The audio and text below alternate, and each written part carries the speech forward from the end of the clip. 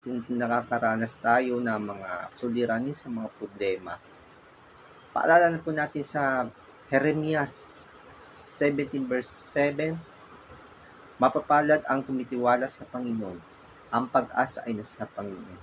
So lahat ng mga pagsisikap natin ngayon, isakubahayan natin.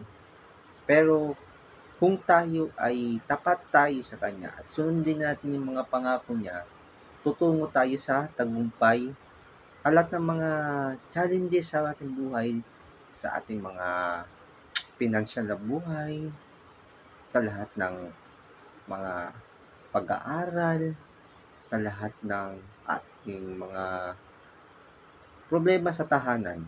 But ang Panginoon siguro ay bibigyan ng presensya ng Holy Spirit na magpakatapang tayo.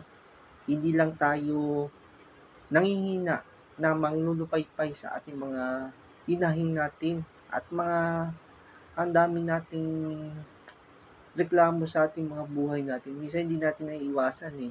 Lalo higit kung tayo ay umibig tayo sa Kanya, ang ating pagkatao natin, lalago tayo sa trono ng biyaya.